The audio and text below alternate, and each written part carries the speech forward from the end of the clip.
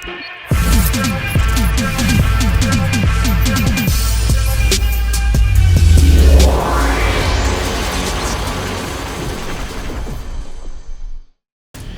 if events went differently?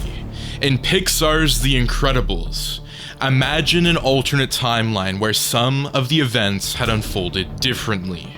Imagine if Bob had the Venom Symbiote.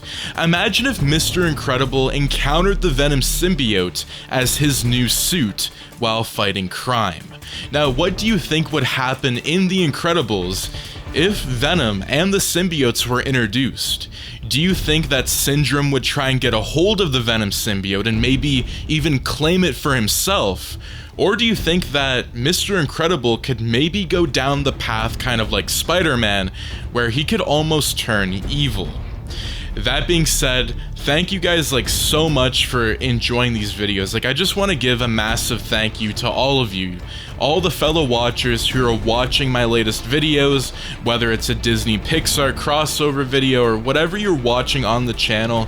I just want to say thank you guys so much for tuning in, because it really does mean a lot to me, making these videos possible for you and doing all these different crossover scenarios. I think it would be very interesting if I did even more of these. A lot of you guys have been giving me a lot of great comments. I mean, we get the odd comment here and there, but again, it really motivates me to make more storylines like this. And I thought about it, this was a requested story for a very long time. I can't remember who requested it, but shout outs to you guys for wanting, what if Venom was in The Incredibles. It's a scenario that I never thought that I would ever do, but since you guys are showing a lot of interest in these crossover videos and also these what if videos, I thought I have to do this. So that being said, my fellow watchers, sit back, relax, and let's dive into the brand new What If episode. Years after the Super Relocation Act was established, Bob Parr still longs for the superhero life he had before as Mr. Incredible. Upon returning from a mission given to Bob by a mysterious woman named Mirage, the hero is so ecstatic about being back in action that he fails to notice a strange black stain on his suit. Location: South Pacific Ocean, Nomanizen Island. Time: 2:51 p.m. The mission was successfully completed, but that was to be expected from the one and only Mr. Incredible. The hero smiled proudly while walking away from his fallen opponent, a robot known as an Omnidroid. But it might as well be called scrap metal now after the beating Mr. Incredible gave it. Or rather, the beating it gave itself, really. Looking down at his arm, Mr. Incredible grimaced at the cut he received from the Omnidroid. It was not the injury the man was worried about, but rather the damage to his suit. Mr. Incredible made a mental note to get his suit repaired when he had the chance. Maybe this time Edna could add a cape to his uniform. As he was distracted by the cut, Mr. Incredible did not see the Omnidroid's body shift ever so slightly, and from its remains, something slithered its way into the open, a strange black ooze that seemed to have some lev of sentience, as it was able to move freely along the ground. But the creature's movement was slow, like a crawl, almost like it was struggling to move. It treaded along the hot ground, the lava surrounding the area heating the earth from below, and managed to catch up to the unsuspecting hero. The black ooze latched onto Mr. Incredible's leg, blending in with the black fabric, and the man made his way out of the cave with an unexpected guest in tow. Location: Metroville, Illinois. Chihuahua ad Aras, Parr residence. Time: 10:01 p.m. Bob Parr returned late to his small home in Metroville and entered the house as quietly as he possibly could. He did not want to wake his three children, Violet, Dash, and Jack, since they had school early in the morning, and Bob certainly did not want to awaken his dear wife, who had surely gone to bed like the kids, or so the man thought. Creeping into the living room, Bob froze when the lights suddenly came on, and his guard was immediately up. But once Bob turned around, he was relieved to see that it was only Helen Parr with the lamp switched on next to her. The woman was sitting in her favorite swivel chair, awaiting for the arrival of her husband so she could greet him when he arrived. She was excited to hear about Bob's business trip. Of course, if the man was too tired, Helen could wait to hear his tale in the morning. Helen approached her husband with a loving smile and wrapped her arms around Bob's neck. Her husband may have been exhausted, but he did not show it as he embraced Helen, and the two simply stayed in each other's arms for a moment, enjoying one another's company after being apart for so long. And by so long, specifically 2 days. Location: Parr residence. Time: 7:31 a.m. The next morning, Bob was as energetic as ever, and he happily greeted his wife and kids, who were starting to eat their breakfast. Violet, the eldest of the 3 Parr children, gave her father her usual quiet hi while slowly eating a strip of bacon. The middle child, Dash, quickly said hello to Bob before digging into his own breakfast, ferociously chewing on a pancake like a rabid dog. Helen instantly put a stop to her son's insane behavior and told him to take small bites instead of stuffing the entire pancake in his mouth at once. As for Jack, Bob placed a big kiss on his youngest son's forehead, which earned him an adorable giggle from the baby. The sound made the man's smile widen. The family talked while having their breakfast, and it was soon time for Helen to take the kids to school. She told Violet and Dash to get their stuff ready and head out to the car. When the woman moved to Grand Jack, however, Bob stopped her, and surprisingly, he offered to watch the baby for today, while his wife ran errands. It was Bob's day off, so Helen was grateful for the help, and honestly, she needed a break. Taking care of 3 kids with 2 having superpowers was indeed an exhausting job. Helen kissed Bob goodbye before exiting the house with Violet and Dash in tow, and her husband watched as she pulled out of the driveway towards the school. That just left Bob and Jack. The man took his baby's plate and quickly washed the dish. He then picked Jack up from his high chair and playfully held the child in the air like an airplane as they headed to Bob's office. Bob needed to get something before they started their own journey with the destination, being Auntie Edna's place. Entering the small office, Bob sat Jack down on the floor while he looked for his suitcase. He thought it would be sitting in its usual spot by his desk, but it was not. Bob must have been so tired last night, he just dumped the case somewhere. While searching for the suitcase, Jack was keeping himself entertained by playing with a balled up piece of paper that he found on the floor. There were plenty of those lying around because of Bob, who would often just sit in his office making doodles after a long day at work. Well, before the man was fired due to a certain incident. While playing, Jack accidentally threw a paper ball into a small dark corner of the room. He crawled towards the corner but quickly stopped. He noticed something moving in the shadows. Narrowing his eyes, Jack could see a pair of white eyes, fainting, glowing within the darkness, and they glared at the child before it. Jack let out a loud squeal, finally getting the attention of his father, and Bob came running to the baby's side. He asked his child what happened, as if Jack could actually answer the question. But even if he could, Jack would not have had time to explain before his father suddenly howled in pain. Bob looked down at his arm and his eyes widened when he saw something had attached itself onto him. Something black and slimy. Thinking quickly, Bob took Jack out of the office and shut the door behind the baby. The last thing Bob wanted was for his child to be harmed by whatever it was that was clinging to him right now. And speaking of that, Bob grabbed a hold of the black ooze on his arm and attempted to pull it off, but it seemed that the more he fought against it, the more the creature would spread onto his body. The man could hear Jack's cries from the other side of the door, terrified and confused as to what was happening. But the baby knew one thing. His father was in danger. His fear replaced with rage. A fire was lit within Jack, both figuratively and literally. And soon, that thing that was hurting Bob would feel the child's flames. Back in the office, Bob was down on his knees, with the black ooze having spread across most of his body. The only thing left was the man's head, and it would not be long before that was consumed. But before that could happen, Bob noticed a light coming from under the office door, and soon, the whole door was engulfed in blazing fire.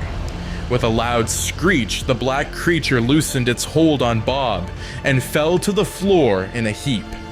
However, it did not even move an inch before the door toppled onto it, resulting in bits of the black ooze to splatter across the room. With an incredulous look on his face, Bob slowly turned to the open doorway to see what or who was responsible for all the damage.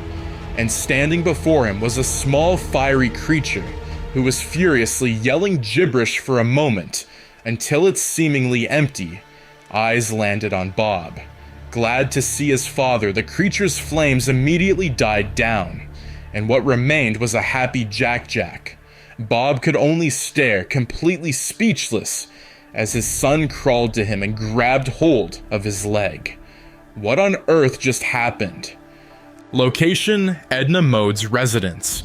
Time: 7:59 a.m. In his own car, Bob had just finished explaining what happened earlier at his home to his best friend, Lucius, aka Frozone. The name kind of speaks for itself, but Lucius has the gift of freezing the moisture in the air to create ice. On Fridays, the two former heroes would spend the night looking for crimes to stop and people to save by listening to the police scanner in Bob's car. Despite Lucius's protests against performing superhero work because it was illegal, Bob would always find a way to convince his friend to help him.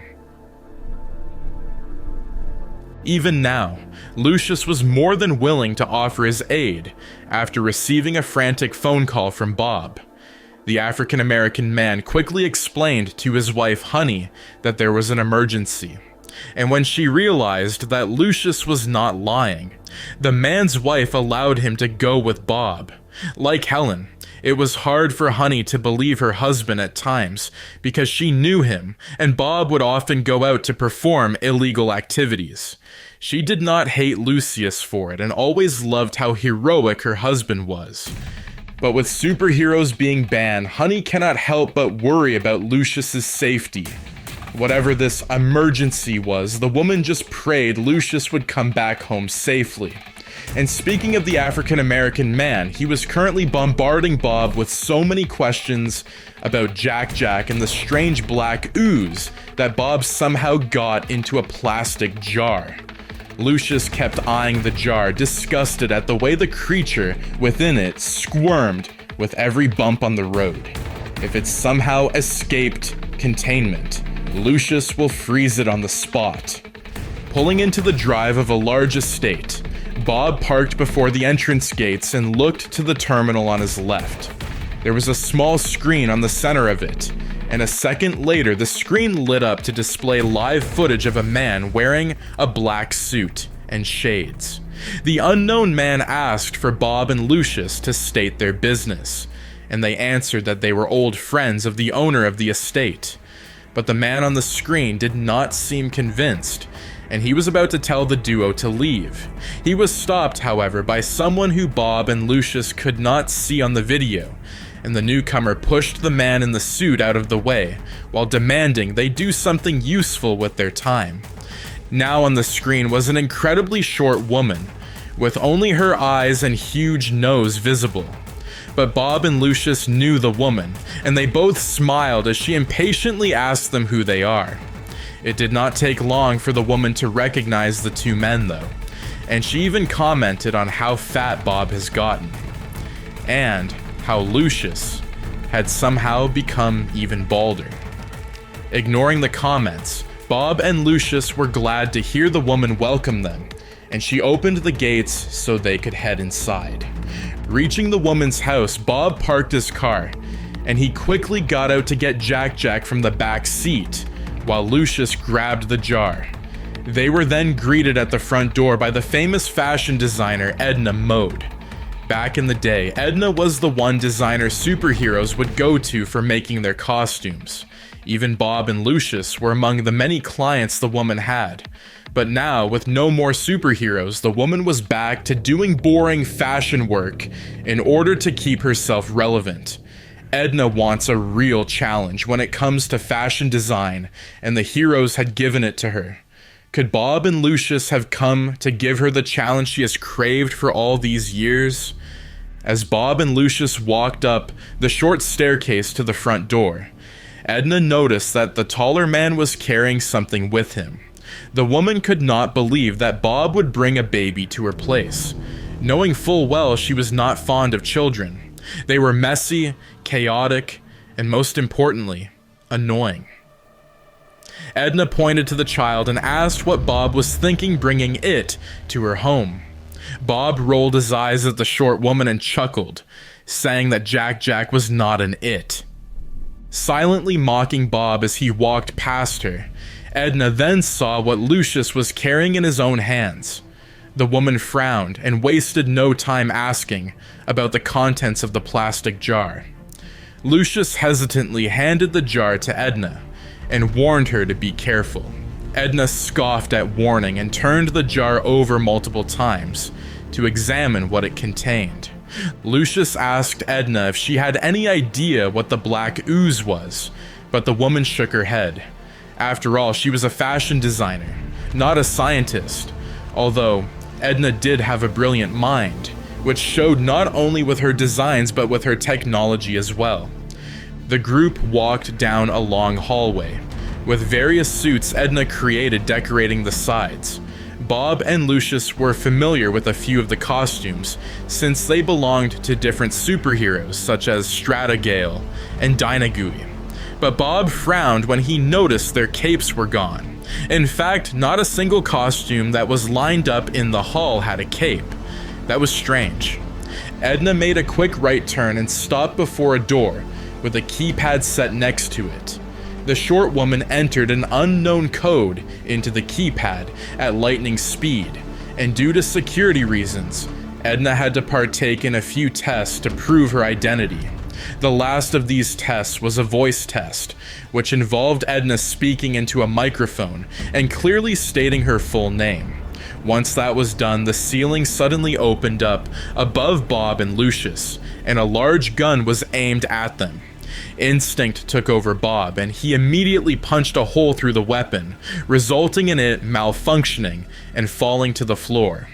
Bob turned to Edna, waiting to see the woman's reaction to the loss of her precious weapon, but she simply sighed and stated that her assistant, whom Bob and Lucius had seen before at the terminal outside, would clean up the mess.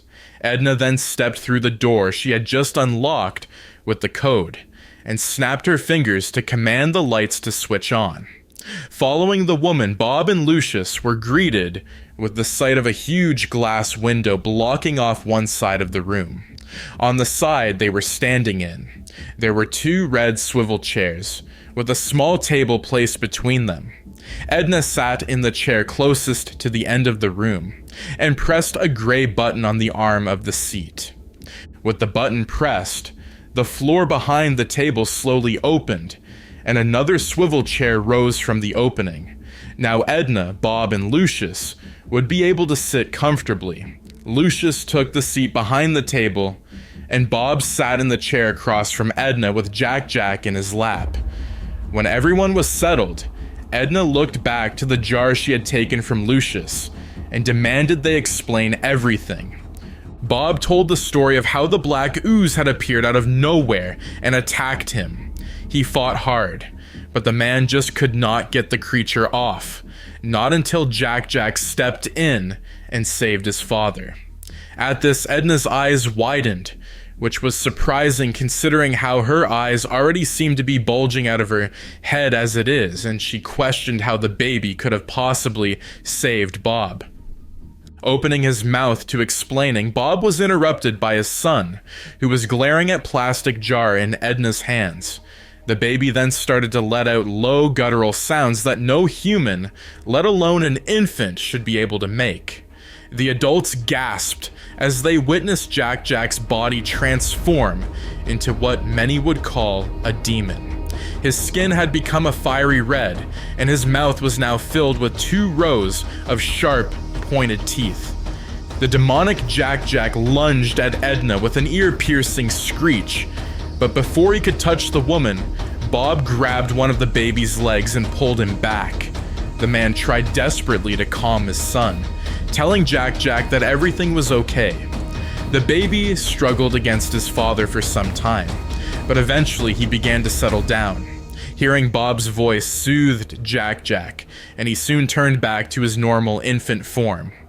Letting out a huge breath of relief, Bob cradled the baby in his arms and continued to tell Jack Jack everything was fine. After a minute or two, Jack Jack finally closed his eyes and let out a loud yawn before falling to sleep, exhausted from today's events. Lucius and Edna stared at the father and son duo in awe and horror. Looking away from the baby, Bob confirmed that yes, Jack Jack has superpowers. And yes, that was supposed to be plural. Edna asked if Jack Jack had displayed any signs of powers before, but Bob immediately answered no. He and Helen were sure that the baby had no powers to speak of, at least not right now. Not everyone who was gifted with powers shows them at such a young age, and the couple figured that would be the case with Jack Jack. But now, Bob has witnessed his son being consumed by fire and transforming into a short red monster with absolutely no chill. What other hidden powers did the baby have? While Lucius and Bob were busy discussing Jack Jack's newfound abilities, Edna was smiling at the baby still asleep in his father's arms. Maybe she would have fun with Jack Jack, finding out if he has any other abilities and finding ways to utilize them. Edna could feel her excitement rising at the thought of having a super-powered baby around, but she would have to experiment with the infant later. Right now, the short woman's main concern was the jar she was holding. Standing from her seat, Edna walked to the glass pane and placed her hand onto it. A small section of the glass then fell from the window, and Edna simply dropped the plastic jar on the other side of it. The small compartment that was made quickly closed, and Edna returned to her seat with Bob and Lucius clearly confused by her actions. The woman stated that she was going to find out what made the ooze tick, and she was sure the 2 men wished to do the same. Thinking back on the incident in his office, Bob recalled how the strange creature reacted to the fire Jack Jack had created. Of course, fire was a deadly element to anyone, but to the black ooze, it was different. Was fire its weakness? Bob wanted to be sure, and he requested that Edna test his theory. She excitedly agreed and grabbed the remote control that was placed on the table. With the press of a button, 2 more of the heavily armored guns, much like the one Bob had destroyed earlier, dropped down from the ceiling, and they blasted currents of flames at the black ooze. It screamed in agony as it slithered away from the fire and plastered itself against the wall. The creature could still feel the heat, but it will live. The guns soon halted their assault and returned to the ceiling as fast as they appeared. Edna placed a hand under her chin and nodded her head, seeing that Bob's theory was true. The woman did wonder if the black ooze was weak to other elements, but fire did seem to do the trick. That was good to know. Edna turned to Bob and Lucius, and with a serious tone in her voice, she explained to the men that the creature appeared to be some kind of parasite. On its own, it was not much of a threat, but with host, it could be incredibly powerful. And after learning about how the creature attacked Bob, Edna was sure that was what it wanted: power. The short woman then said she would hold on to the ooze and examine it further for the time being. But Edna warned the 2 men to keep their distance, especially Bob. Because of his super strength, Bob was an easy target for the parasite, and it will try to latch onto him again, if given the chance. If Jack had not rescued his father from the ooze's clutches, who knows what would have become of the former hero. And that is going to be it for what if Mr. Incredible had the Venom Symbiote? What if the symbiote bonded with Mr. Incredible? Let me know your thoughts in the comments down below, what you think of this Marvel and The Incredibles crossover video, and what other crossover videos would you like to see next. Do make sure to subscribe, like, share, and turn those notifications on so you and your friends are all up to date with the latest content. Thank you guys so much for tuning in, and I will see you in the brand new episode. Take care and have a wonderful day. Peace out.